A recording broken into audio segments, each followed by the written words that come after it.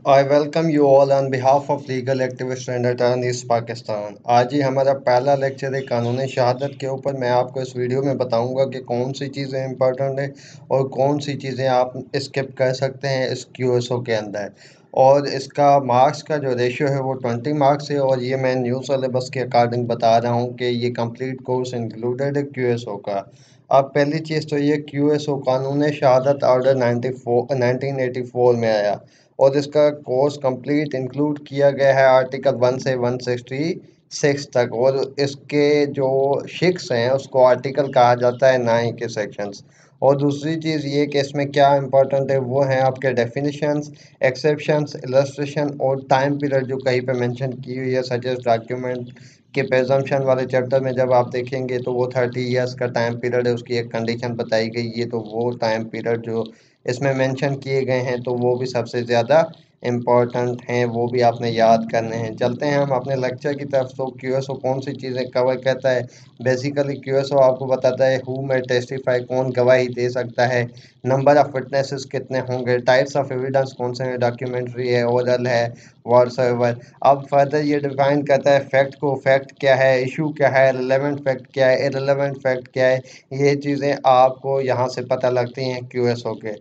और recording of evidence का method इसमें डिफाइन किया गया है। प्रेजम्पशंस का बताया गया है कि कौन सी चीज़ के साथ प्रेजम्पशन लगाई गई है, कि मतलब सच एज पब्लिक रिकॉर्ड है तो उसके साथ एक प्रेजम्पशन है कि वो ट्रू है, या आपका सीएनएससी वगैरह है, या किसी ऑफिसर ने कोई चीज़ साइन की हुई है, अटेस्टेशन की हुई है, कोर्ट की कोई कापीज आप लेते हैं अटेस्टेड, तो उनके साथ भी प्रेजम्पशन अटैच होती है। तो ये चीज़ें आपको क्यूएसओ में कवर की गई हैं। आपको ये क्यूएसओ सारी चीज़ें डिफाइन करता है। Person who can not be called as a witness, किस बंदे को कंपेल नहीं किया जा सकता है विटनेस के लिए, कौन सी कम्युनिकेशन प्रिविलेज है जिसको आप कोर्ट में एज अ विटनेस पेश नहीं कर सकते या एज एविडेंस पेश नहीं कर सकते। इसमें फर्दर ओथ के बारे में बताया गया है, बर्डन ऑफ प्रूफ किस पे है उसका बताया गया है, कन्फेशन का बताया गया है, एडमिशन का बताया गया है, एस्ट्रोपल का बताया गया है, एविडेंस बाय मॉडर्न डिवाइसेस जो कि करंटली हो रहा है, कंप्यूटर, लैपटॉप, ईमेल, या आप कोई और नेटवर्क मीडियम यूज़ करते हैं तो उसके थ्रू जो चीज़ें कवर होती है वो आपको क्यूएसओ बताता है कि इनको एज एविडेंस पेश किया जा सकता है या नहीं किया जा सकता। इसमें एक और इम्पॉर्टेंट बात कि मोस्टली लोग जो हैं कंफ्यूज हो जाते हैं कि क्यूएसओ सिविल पे अप्लाई होती है, क्रिमिनल पे अप्लाई होती है, किस चीज़ पे होती है। तो वो उसके बारे में क्यूएसओ का आर्टिकल क्लियर है, वो आगे जाके मैं आपको इसी लेक्चर में बताता हूँ कि क्यूएसओ कहाँ कहाँ अप्लीकेबल है और कहाँ पे अप्लीकेबल नहीं है। चलते हैं आर्टिकल 1 की तरफ। तो आर्टिकल 1 जो है बेसिकली वो इसका शार्ट टाइटल एफरेंट एंड कमेंसमेंट का बताता है। This order may be called as Qanun Shahadat 1984। अब इसको ऑर्डर क्यों कहा जाता है? बेसिकली ये प्रेसिडेंशियल ऑर्डर था तो इस वजह से इसको ऑर्डर का टाइटल दिया गया, लेकिन उस एक्ट को जो ऑर्डर था फर्दर उसको वैलिडेट किया गया बाय द पार्लियामेंट, इस वजह से ये अभी तक अप्लीकेबल है। लेकिन इसका नॉमेनक्लेचर जो है, नेम जो है वो अभी तक चेंज नहीं किया गया। उसको as a sign of dignity या रेस्पेक्ट के लिए ऑर्डर का वर्ड यूज़ किया जाता है, लेकिन ये अब एक्ट है, एक्ट ऑफ द पार्लियामेंट। इस वजह से इसको नहीं कहते डायरेक्टली ऑर्डर कहते हैं, इसलिए कि मैंने आपको जैसे बताया कि प्रेसिडेंशियल ऑर्डर था तो इस वजह से इसको इन साइन ऑफ रेस्पेक्ट और dignity to the post of president, इसके लिए इसको ऑर्डर कहा जाता है। अब दूसरी चीज़ ये कि आर्टिकल 1 का सब आर्टिकल 2 जो है वो कहता है it extend to whole of Pakistan and applies to all judicial proceedings. अब सारी जो जुडिशियल प्रोसीडिंग्स है उसके ऊपर अप्लाई होता है। Or in or before any court, अब किसी भी कोर्ट में इंक्लूडिंग कोर्ट मार्शल, ट्राइब्यूनल और अदर अथॉरिटी एक्सरसाइजिंग जुडिशियल और कोसाई जुडिशियल पावर्स और जुडिस्ट्रिक्शन। तो जो भी चीज़ होगी आपकी जुडिशियल अथॉरिटी में या जुडिशियल पावर की एक्सरसाइज होगी, या सेम लाइक जुडिशियल पावर कोई बंदा एक्सरसाइज करता है तो उस पर क्यूएसओ अप्लीकेबल होती है, but does not apply to proceedings before an arbitrator. ये आर्बिट्रेटर के सामने अप्लीकेबल नहीं होता। इसकी जो टेक्निकलिटीज़ हैं, रूल्स हैं, वो आपका आर्बिट्रेटर पाबंद नहीं है कि वो फॉलो करे, क्योंकि ये आर्टिकल 1 ने क्लियर कर दिया है। और दूसरी चीज़ ये आपको बताता चलूँ कि आर्बिट्रेटर वो होता है जो बंदा आउट ऑफ कोर्ट प्रोसीडिंग कर रहा हो या जिसको जुडिशल पावर ना हो, एक सालसी का किरदार अदा करके कोई बंदा एक्स्ट्रा जुडिशल सेटलमेंट कराए तो उसे आर्बिट्रेटर कहते हैं। और ये एमसीक्यूज एग्जैक्टली आ चुका है कि क्यूएसओ किस जगह पे अप्लीकेबल नहीं होता, तो इसका ऑप्शन होता है आर्बिट्रेटर। अब नेक्स्ट पे चले जाते हैं। आर्टिकल 2 किस चीज़ को कहते हैं? ये basically interpretation and definition class है। अब कोर्ट क्या है? कोर्ट इंक्लूड्स ऑल जजेस and magistrate and all person legally authorised to take evidence. तो सब बंदे जो लीगली अथोराइज हों एविडेंस लेने के, और जो जजेस हैं और मजिस्ट्रेट हैं तो वो कोर्ट के ज़ुमरे में आते हैं, सिवाय आर्बिट्रेटर के। पहले मैंने आपको आर्टिकल 1 में बताया कि आर्बिट्रेटर पे क्यूएसओ अप्लीकेबल नहीं होता, और आर्टिकल 2 कह रहा है कि कोर्ट के ज़मरे में भी आर्बिट्रेटर की जो आपकी डिस्प्यूट रेजोल्यूशन फोरम है वो कोर्ट के ज़मरे में नहीं आती। फर्दर आ जाएं तो डॉक्यूमेंट क्या है? Means any expression matter express are described upon any substance by means of letters figures marks are by more than one of those means intended to be used or which may be used for the purpose of recording that matter। किसी चीज़ को record करने के लिए किसी चीज़ के ऊपर कोई चीज़ लिखी जाए तो वो आपका क्या है? डॉक्यूमेंट है। सच है, चावल के दाने पे कोई नेम लिख देता है तो वो भी डॉक्यूमेंट है। अगर मैं आपको बताऊं कि कोई छिलका है किसी खजूर का, किसी का पत्ता है पेड़ का, उसके ऊपर कोई चीज़ लिख देता है तो वो भी डॉक्यूमेंट काउंट की जाएगी। और वो इवन के लाजमी नहीं है कि उसमें कोई चीज़ लिखी जाए, लेकिन अगर कोई इसके ऊपर फिगर बना दी जाती है, कोई मार्क्स लगा देते हैं, मतलब कोई निशान लगा देते हैं, तो वो भी एज अ डॉक्यूमेंट कंसिडर हो सकता है और वो डॉक्यूमेंट की डेफिनेशन में फॉल होगा। अब फर्दर इसकी इलस्ट्रेशन प्रोवाइड की गई। Writing is a document. Writing documents word printed lithographed और photographed are document. Means photograph भी आपके डॉक्यूमेंट है, लिथोग्राफी किसी चीज़ के ऊपर की गई है तो वो भी आपकी डॉक्यूमेंट होगी। मैप वगैरह है या प्लान वो भी डॉक्यूमेंट है। इंस्क्रिप्शन ऑन मेटल प्लेट और स्टोन इज डॉक्यूमेंट। कोई चीज़ पत्थर के ऊपर लिखी गई है या किसी मेटल प्लेट के ऊपर तो वो भी आपकी क्या है? डॉक्यूमेंट कंसीडर हो गया। कैरिकेचर इस डॉक्यूमेंट, कैरिकेचर भी आपके डॉक्यूमेंट काउंट होती है। फर्दर एविडेंस को इसने डिफाइन किया हुआ है कि एविडेंस है क्या? All statement which court permits or required to be made before it by the witnesses in relation to matter of facts under inquiry such statement are called oral evidence. अब ये आपको evidence की further दो types बता रहा है कि oral evidence क्या होती है और डॉक्यूमेंट्री एविडेंस क्या होती है। ज़बानी जो शहादत होती है वो बाय ज़बान कोई विटनेस बुला के वो चीज़ बोले जो भी मैटर ऑफ इशू है या मैटर ऑफ फैक्ट है, या आपका अंडर इंक्वायरी कोई मतलब फैक्ट है तो उसके ऊपर वो जो स्टेटमेंट देगा ज़बानी तो उसको ओरल एविडेंस कहेंगे। अगर कोई किसी चीज़ के ऊपर मतलब कोई चीज़ प्रोड्यूस करता है for the inspection of court तो वो डॉक्यूमेंट्री एविडेंस के ज़मरे में आएगी।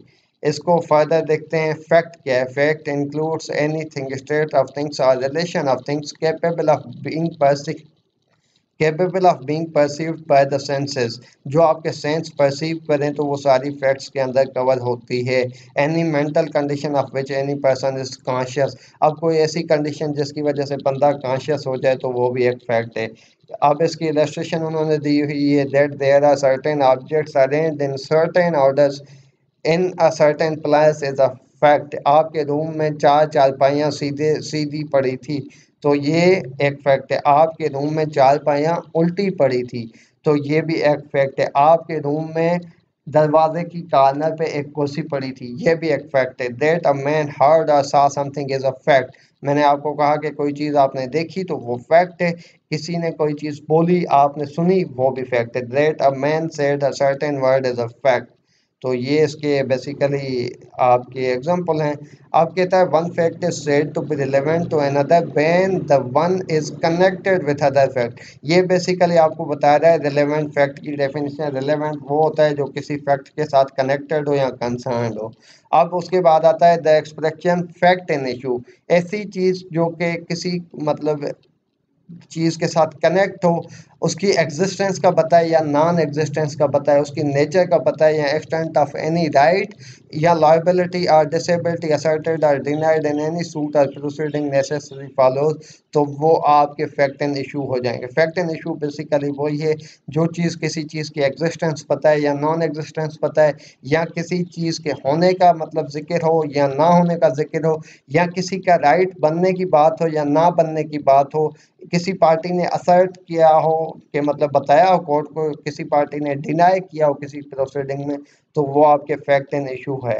अब इसकी एक्सप्लेनेशन है, whenever under the provision of law for the time being in a force relating to civil procedure any court regards an issue of fact, the fact to be asserted or denied in answer to such an issue is fact and issue। ये कहता है कि civil court में कोई मामला चल रहा है, कोई चीज़ सिविल कोर्ट उस फैक्ट एंड इशू के बारे में कोई चीज़ रिकॉर्ड करती है और कोई पार्टी उसको असर्ट करती है या डिनाई करती है, उसका जवाब जो होगा वो फैक्ट एंड इशू होगा। तो आर्टिकल 3 पे आ जाएं, और हु में टेस्टिफाई, कौन टेस्टिफाई कर सकता है। बेसिकली यहाँ पे लोग कंफ्यूज हो जाते हैं और ये भी एमसीक्यूज आता रहता है, तो इसका आंसर ये है, all person shall be competent to testify.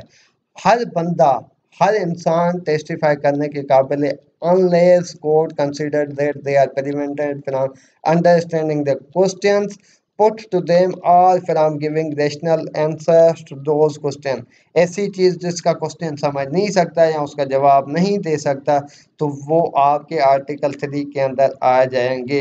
Bye tender years extreme old age disease whether of the body और mind or anything cause of same kind.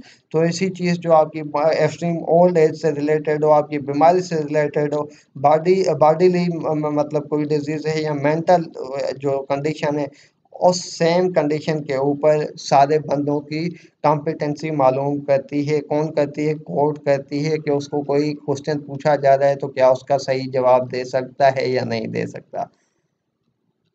अब इसका फर्दर प्रोवाइडेड देते मीन्स कि इसको फर्दर मॉडिफाई किया गया, फर्दर डिफाइन किया गया। Person shall not be competent to testify if he has been convicted by court for perjury or giving false evidence। ऐसा बंदा जिसने कोर्ट में कोई false evidence दी हो तो वो एलिजिबल नहीं है कि कोर्ट में गवाही दे। किस जुर्म में? पर्जरी, फॉल्स एविडेंस के बेसिस पे उसको कोई सज़ा हुई हो। तो अब इसकी फर्दर एक्सेप्शन दी हुई है कि वो बंदा कब दे सकता है। तो ये एमसीक्यूज आया है, when court is satisfied that he has repented thereafter and mended his way. उसने अपने रास्ते दुरुस्त कर दिए हैं, वो सही हो गया है, अब वो झूठ नहीं बोलता और कोर्ट्स की सेटिस्फेक्शन हो जाती है, तो उस कंडीशन पे वो बंदा गवाही दे सकता है। Provided further that the court shall determine the competence of witness in accordance with the qualification prescribed by the injunctions of Islam. अब आपकी फर्दर क्वालिफिकेशन जो कह रहा है आपका आर्टिकल 3, वो ये कह रहा है कि as per the qualification laid down in holy Quran and Sunnah, तो वो सारी इसमें फॉलो की जाएंगी। And where witness is not forthcoming the court may take the evidence of witness who may be available. जहाँ पे कोई बंदा ऐसी कंडीशंस के ऊपर अवेलेबल नहीं है जो कुरान एंड सुन्ना ने डिफाइन की गई है, तो उसमें कोर्ट किसी भी बंदे का जो अवेलेबल विटनेस है उसकी गवाही ले सकती हैं। अब एक्सप्लेनेशन कहता है, a lunatic is not incompetent. अब पागल बंदा इनकॉम्पिटेंट नहीं है, मीन्स के he is a competent to testify.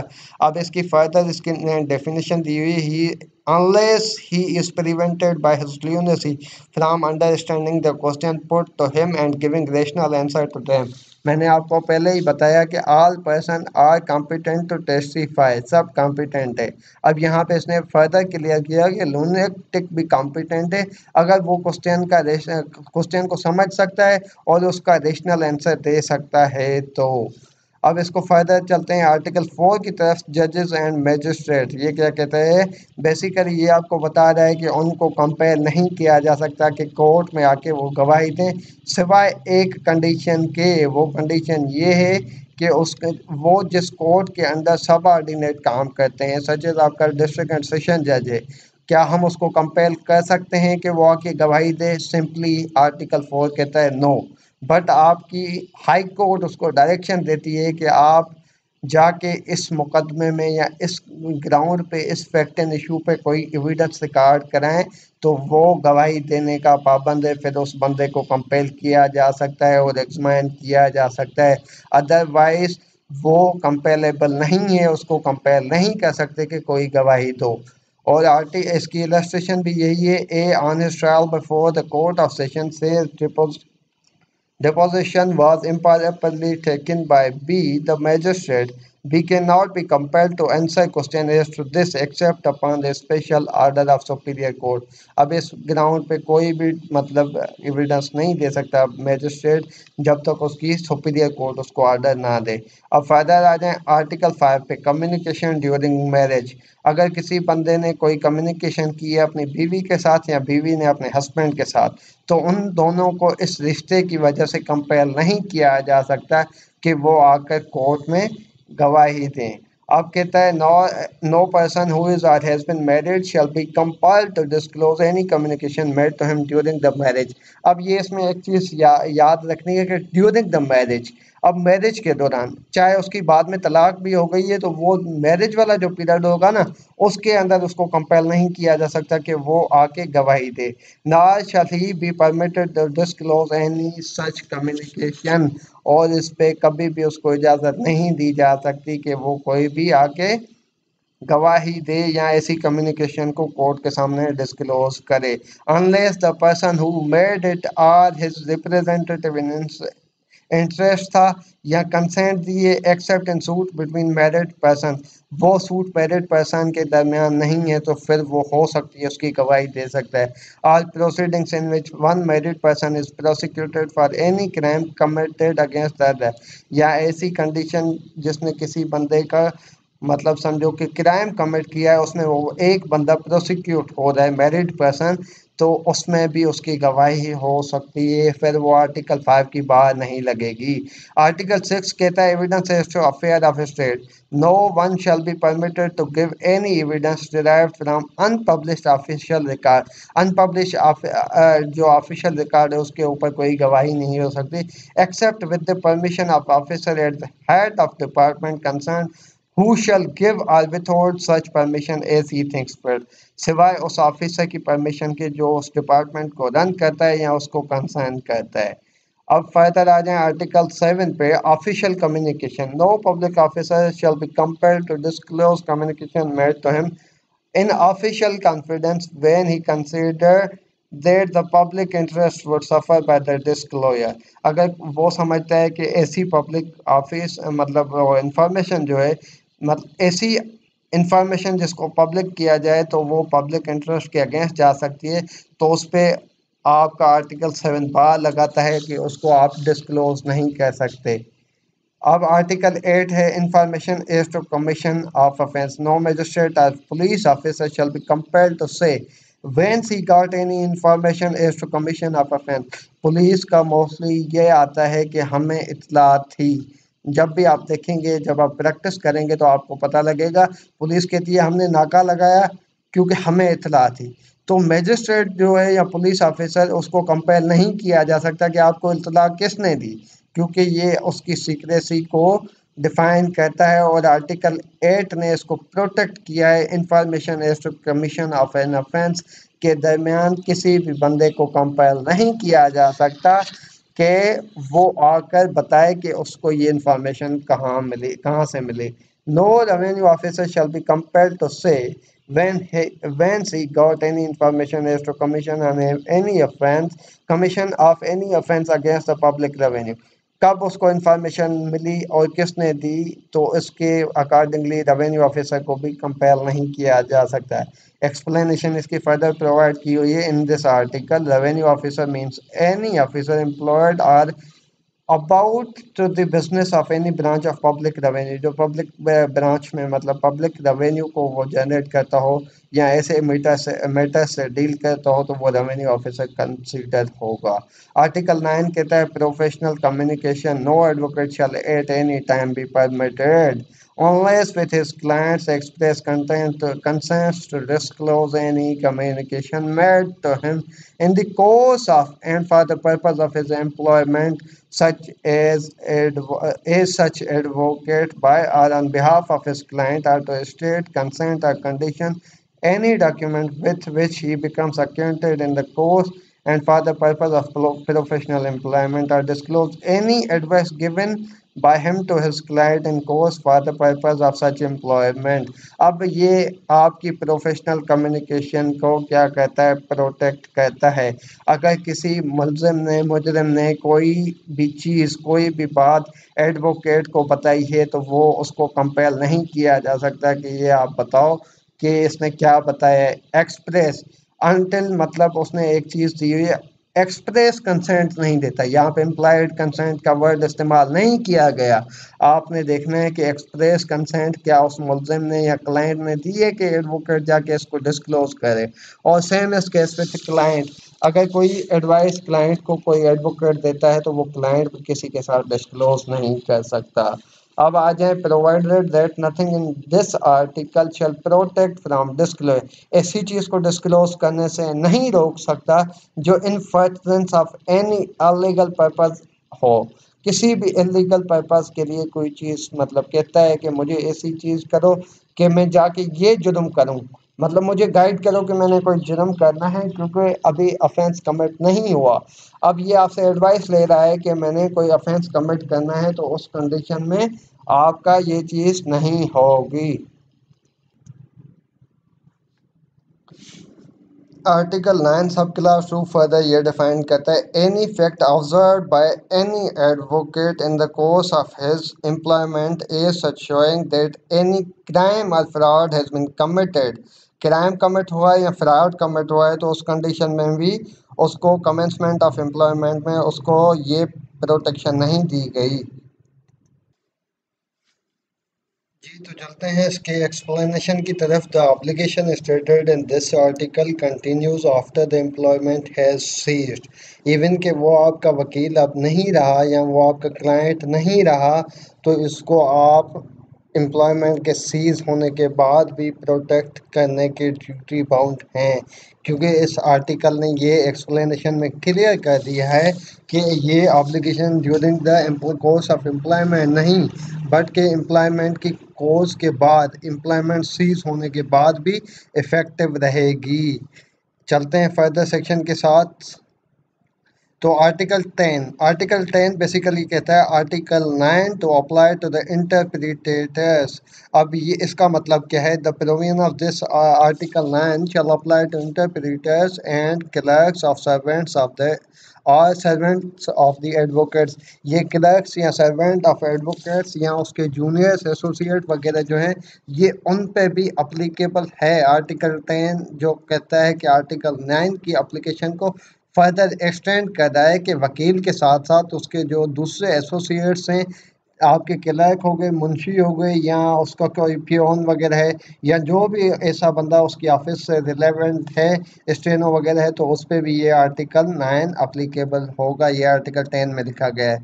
Article 11 कहता है privilege not waived by volunteering evidence. If any party to suits give evidence therein at his own instance or otherwise, he shall not be deemed to have consented thereby to such disclosure as mentioned in Article 9. And if a party to suit or proceeding calls any such advocate as witness, he shall be deemed to have consented to such disclosure only if the question such advocate on matter which but for such question he would not be at liberty to disclose। Simply ये कहता है कि privilege voluntarily अगर किसी को evidence बुला मतलब पेश करने के लिए बुलाया जाता है तो वो ऑटोमेटिकली वेव नहीं हो जाता कि प्रिविलेज वेव हो गई है। सिर्फ वही चीज़ वो डिस्क्लोज करेगा एडवोकेट वगैरह जिसकी डिस्क्लोजर के लिए उस पार्टी ने क्वेश्चन या मतलब उसको कॉल किया है या ऐसे क्वेश्चन का जवाब देने के लिए उसको कॉल किया है, तो उस पे मतलब ये अप्लीकेबल जो है वेव की वो लगेगी। बाकी जो क्वेश्चन उसको पुट फॉरवर्ड नहीं किया गया तो वो बंदा एट लाइबर्टी नहीं है कि वो इंफॉर्मेशन डिस्क्लोज करे। सिंपली इसका मकसद अगर इन स्मॉल वर्ड्स ले लें तो इसका ये है कि जिस क्वेश्चन के लिए उसको बुलाया जाएगा सिर्फ वही कंसेंट है पार्टी की तरफ से कि वो एज अ विटनेस पेश होकर उसकी एविडेंस रिकॉर्ड कराए, उससे आगे या उससे पीछे नहीं हट सकता। तो आर्टिकल 12 फर्दर डील करता है आपकी कॉन्फिडेंशियल इंफॉर्मेशन के साथ।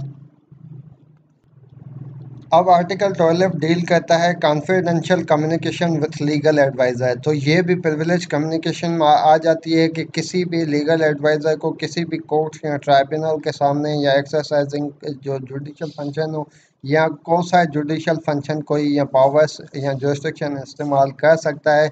तो ऐसे किस्म की किसी भी कॉन्फिडेंशियल कम्युनिकेशन को मतलब प्रोड्यूस करने के लिए कंपेल नहीं किया जा सकता। अब कहता है unless he offer himself as a witness, जब तक वो अपने आप को एज अ विटनेस पेश नहीं करता। In case which he may be controlled to disclose any communication as may appear to the court necessary to be known in order to explain any evidence, सिवाय इस कंडीशन के कि court उसको compel करती है कि ये नेसेसरी एविडेंस है तो लाजमी दिए जाएं, तो उस कंडीशन में दिया जा सकता है। अदरवाइज किसी भी कॉन्फिडेंशियल कम्युनिकेशन के लिए उसको कंपेल नहीं किया जा सकता। अब ये सिंपल आपने बात याद रखनी है कि सिंपली एडवोकेट को कहीं पे भी कोई भी कोर्ट ट्राइब्यूनल वगैरह कंपेल नहीं कर सकता, सिर्फ उसी कंडीशन पे जब वो आप अपने आप को एज अ विटनेस पेश करे और कोर्ट उसको कहे कि किसी कम्युनिकेशन को वो डिस्क्लोज करे जो कि नेसेसरी है किसी एविडेंस को जानने के लिए, तो उसमें वो उसको एविडेंस के लिए बुलाया जा सकता है और कंपेल किया जा सकता है, but no not otherwise, other किसी केस में नहीं किया जा सकता।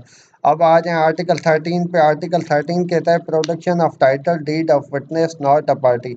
No witness who is not a party to suit shall be compelled to produce his title deeds to any property or document in virtue of which he holds any property.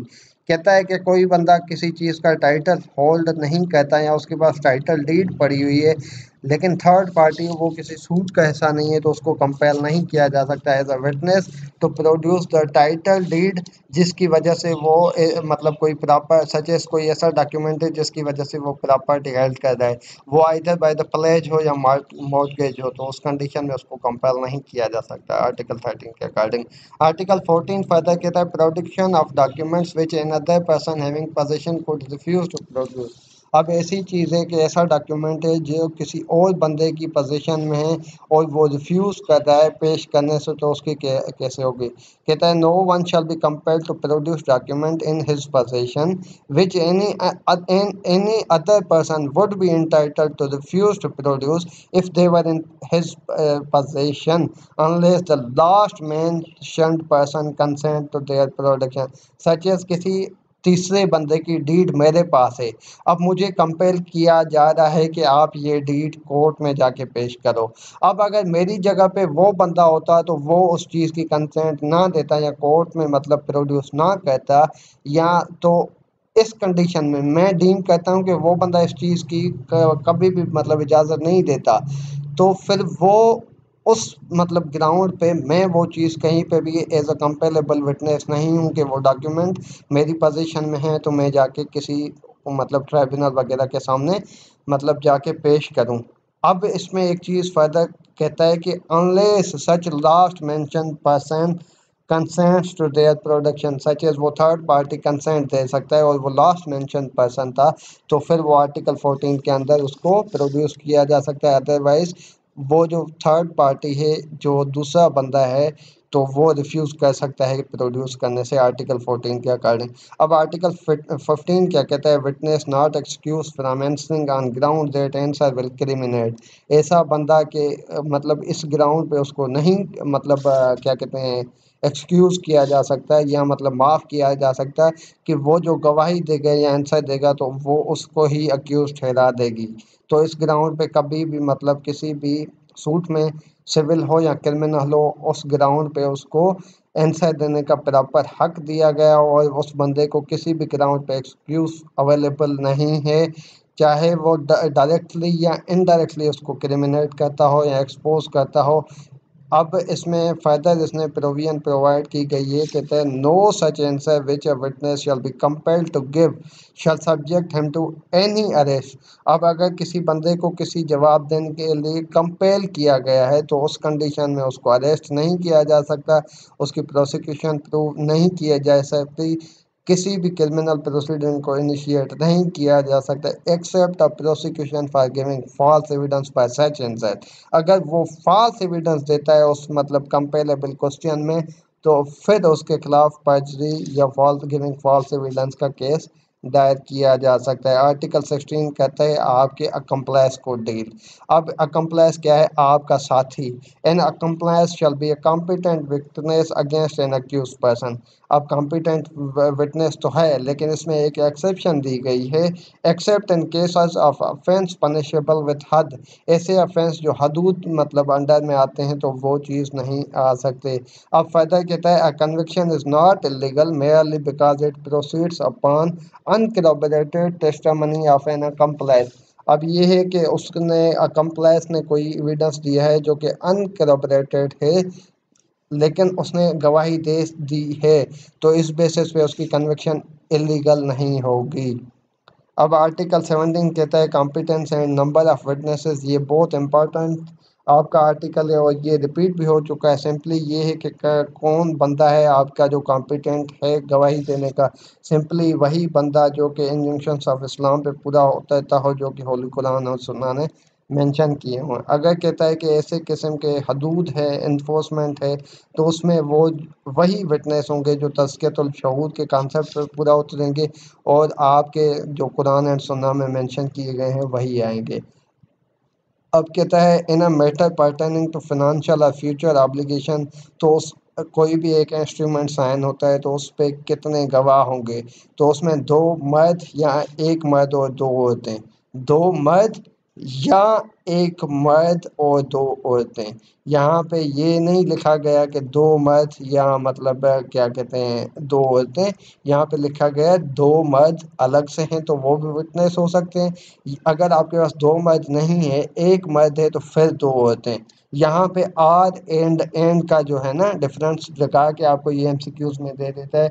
यहाँ पे काफ़ी बच्चे confuse हो जाते हैं, तो ये इसको आपने देख लेना है कि क्या वर्ड्स यूज़ किए गए हैं और आपसे वो पूछ क्या कर रहा है। अब इसका क्या पर्पस है, क्यों मतलब औरतें दो क्यों, उनके साथ ये तो डिफरेंशिएट किया गया है, मतलब डिस्क्रिमिनेशन की गई है, तो इसके लिए फ़ायदा उन्होंने डिफाइन किया। So that one may remind the other if necessary and evidence shall be led accordingly.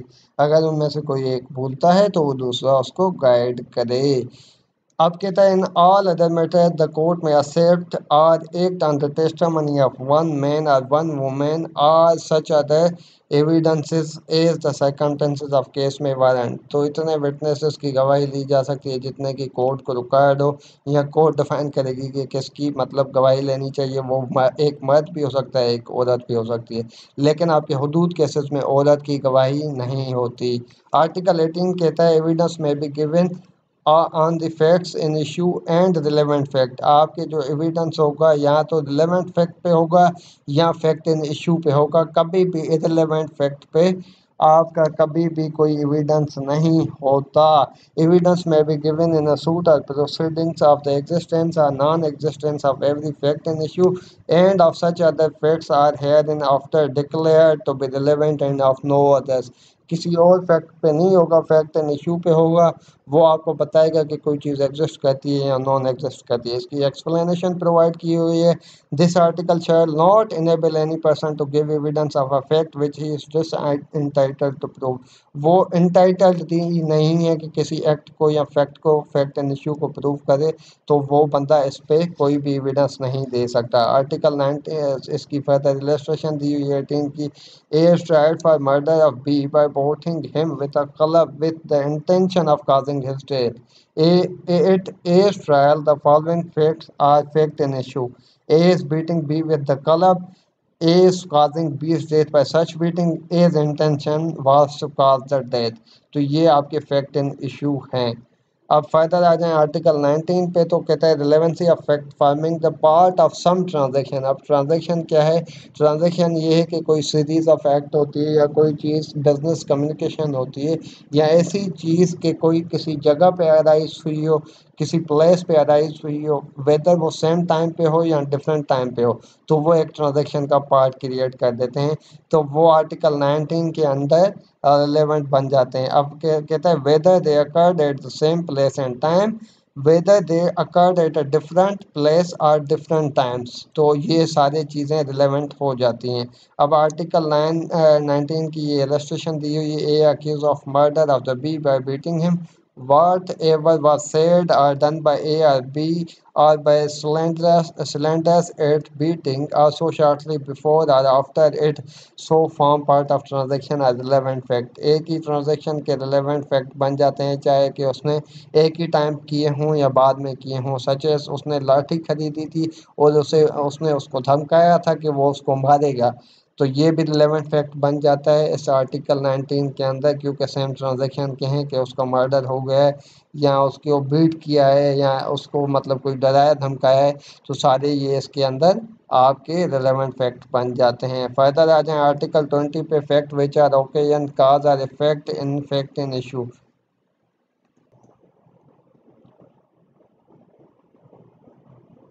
Article 20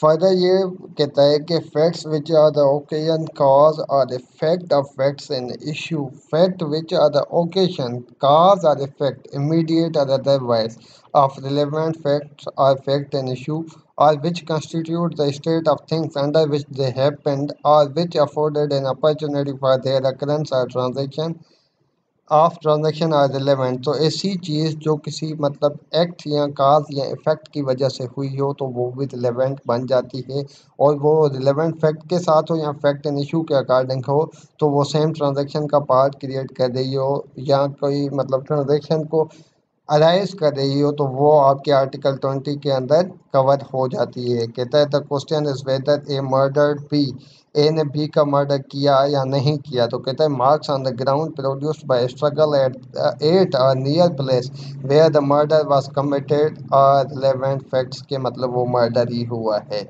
यहाँ किसी जगह पे सुसाइड हो जाता है तो वो बंदा जो है हैंग्ड है, लेकिन वहाँ पे कोई ऐसी चीज़ नहीं मिलती है कि जिसके थ्रू प्रूफ हो जाए कि उस बंदे ने अपने आप को हैंग करके मतलब वो सुसाइड अटेम्प्ट किया है। तो इस कंडीशन में भी जो कंडीशन आ जाएगी तो वो आर्टिकल 20 के अंदर आएगी, क्योंकि ऐसी चीज़ मतलब काज और इफेक्ट प्रोड्यूस कर रही है कि वो उस बंदे का सुसाइड नहीं मर्डर हुआ है, तो वो आर्टिकल 20 के अंदर फैक्ट और रिलेवेंट फैक्ट और फैक्ट एंड इशू के ऊपर वो चीज़ कवर हो। आर्टिकल 24 बेसिकली ये कहता है कि ऐसे फैक्ट जो कि रिलेवेंट नहीं थे लेकिन रिलेवेंट हो गए। तो बेसिकली इसका मकसद ये है कि एक बंदे का ट्रायल चल रहा है मर्डर का, उसके ऊपर एलिगेशन है कि किसी बंदे ने जिसका ऊपर ट्रायल चल रहा है तो उसने उसका मर्डर किया है, लेकिन वो अक्यूज़ कहता है कि भाई मैं वहाँ पे मौजूद ही नहीं था। कराची और इस्लामाबाद का तकरीबन 1500 किलोमीटर का डिफरेंस है, तो आपका मर्डर कराची में हुआ है और मैं घंटे बाद इस्लामाबाद में था और फलां हॉस्पिटल में था। या ऐसी चीज़ बता देता है कि वो शो करती है कि वो बंदा वाकई में मतलब इस्लामाबाद में था, मर्डर के टाइम कराची पे था, कराची में था ही नहीं। तो ये वैसे तो इररिलेवेंट फैक्ट है कि कराची में था या नहीं था, क्योंकि मर्डर के साथ तो उसका कोई डीलिंग नहीं है, लेकिन ये रिलेवेंट इसलिए हो जाता है क्योंकि ये ऐसा एक्ट है, इसको कहते हैं प्लिया फलेबाई के मतलब non presence at the scene of occurrence, मतलब वो बंदा ऐसी जगह पे मौजूद ही नहीं था जहाँ पे ऑफेंस कमिट हुआ है। तो इस कंडीशन में क्या होगा, आपका ये कवर अप हो जाएगा कि पहले तो इररिलेवेंट था लेकिन अब वो रिलेवेंट होगा। इसकी इलस्ट्रेशन पढ़ेंगे तो वो इसने यही चीज़ की है, the question it whether A committed a crime at Peshawar on a certain day. The fact that on day A was in Lahore is relevant. The fact near the time when the crime was committed. A was at a distance from place where it committed, which would render it highly improbable, though not possible, that he had committed it is relevant। तो ऐसा मतलब possible ही नहीं है वो उसी जगह पे पहुंच जाए, क्योंकि वो घंटा पहले इस्लामाबाद में था और मतलब ये है कि आपका मर्डर हो गया कराची में, तो ये पॉसिबल नहीं है कि घंटे में बंदा कराची भी पहुंचे और मर्डर भी करे फिर इस्लामाबाद चला जाए। तो ये इम्प्रॉबेबल कॉन्सिक्वेंसेस की बेसिस पे प्लिया फॉलीबाई ली जा सकती है। इसके बाद आर्टिकल 25 क्या कहता है, in suits for damages fact standing to enable court to determine amount are relevant. ऐसी चीज़ जो कोर्ट को असेस करे कि आपकी अमाउंट ऑफ डैमेजेस कितनी होंगी, तो वो रिलेवेंट बन जाते हैं। सिंपली किसी बंदे की रेपुटेशन वगैरह जो है वो आपकी सूट फॉर डैमेजेस में क्या है, रिलेवेंट है। किसी बंदे की कितनी इज्जत है, कौन सी पोस्ट से होल्ड करता है, तो वो रिलेवेंट बन जाती है। अब आर्टिकल 26 कहता है facts relevant when the right or custom in question where the question is as to existence of any right or custom, the following facts are relevant. तो जब कोई फैक्ट और कस्टम पे मतलब क्वेश्चन आ जाए, राइट पे क्वेश्चन आ जाए, तो फिर ये फॉलोइंग जो फैक्ट्स है वो रिलेवेंट बन जाते हैं. The right or custom in a question was created, claimed, modified, recognised, asserted or denied, or which was inconsistent with its existence. आपकी जो राइट वगैरह या कस्टम एग्जिस्ट करता था वो क्रिएट किया गया था, क्लेम किया गया था या मॉडिफाई किया गया था, रिकॉग्नाइज है, असर्टेड है या डिनाइड है, तो वो सारी चीज़ें आपकी एज टू कस्टम कस्टम या आपके राइट जो है सेम ट्रांजेक्शन के अकॉर्डिंग वो आपके रिलेवेंट बन जाती हैं. अब इसका बी कहता है पर्टिकुलर इंस्टेंसेस. अब ये पर्टिकुलर का वर्ड इस्तेमाल कर रहा है तो मतलब एक डिफाइंड सिचुएशन है इन which the right or custom was claimed. अब पर्टिकुलर सिचुएशन में वो क्लेम कर रहा था, रिकॉग्नाइज था या एक्सरसाइज कर रहा था, which its exercise was distributed, asserted or deported from. वो चीज़ डिनाई कर रहा है या डिस्प्यूटेड आ गई है तो फिर वो उस फैक्ट को देखा जाएगा कि वो फैक्ट रिलेवेंट है या नहीं है. तो ये कह रहा है कि वो फैक्ट रिलेवेंट हो जाएगा, क्योंकि चाहे वो पर्टिकुलर इंस्टेंस में हो या ट्रांजैक्शन के बेसिस पे हो, तो वो आर्टिकल 26 के अंदर जो होगा वो रिलेवेंट बन जाएगा. अब फर्दर आ जाए आर्टिकल 27 पे. वो कहता है fact showing existence of state of mind और बॉडी और बॉडीली फीलिंग्स. किसी की बॉडी की स्टेट ऑफ माइंड को डिफाइन करता है या उनकी बॉडी की फीलिंग को, जो भी चीज़ डिफाइन करता है तो वो आपके रिलेवेंट बन जाते हैं. अब इसमें कौन सी चीज़ें कवर हो जाती हैं? इंटेंशन कवर हो जाती है, नॉलेज हो जाती है, गुड फेथ हो जाता है, नेग्लिजेंस आ जाती है, रेशनेस आ जाता है, इल विल और गुड विल, दोनों चीज़ें इसमें कवर हो जाती हैं कि मतलब वो उस बंदे की क्या बॉडीली फीलिंग थी या स्टेट ऑफ माइंड क्या थी, वो सारी रिलेवेंट हो जाएगी. When the existence of any such state of mind or bodily feeling is an issue or relevant, तो ये जब इशू में आ जाएगी तो ये रिलेवेंट हो जाएगी. अब एक्सप्लेनेशन 1 कहता है, a fact relevant as showing the existence of a relevant state of mind must show that the state of mind exists not generally but in reference to the particular matter in question. वो उस बंदे की generally नहीं होती थी, वो matter in issue या fact in issue जो है उसके अकॉर्डिंगली वो चीज़ अराइज हुई है. तो ये प्रूव करना लाजमी है इस कंडीशन में आर्टिकल 27 को अट्रैक्ट करने के लिए. अब इसकी एक्सप्लेनेशन 2 गिवन है, but where upon the trial of person accused of an offence the previous commission by the accused of an offence is relevant within the meaning of this article. अब एक बंदे ने पहले कोई चीज़ commit की हुई थी, पहले कोई ऑफेंस वगैरह कमिट किया हुआ है, तो वो इस आर्टिकल के अंदर कवर अप हो जाएगी और वो यहाँ पर रिलेवेंट बन जाती है. The previous convection of such person shall also be relevant also be a relevant fact. तो ये प्रीवियस कन्विक्शन जो है पर्सन की वो भी आपकी क्या कहते हैं रिलेवेंट बन जाती है. इसकी इलस्ट्रेशन है, A is accused of receiving stolen goods knowing them to be stolen. It is proved that he was in position of particular stolen article. वो चोरी का सामान अपने पास रखता है. The fact that at the same time he was in position of many other stolen article is relevant. के इसके पास पहले भी कोई चीज़ जो स्टोलन थी वो पड़ी हुई है, तो ये रिलेवेंट हो जाएगी.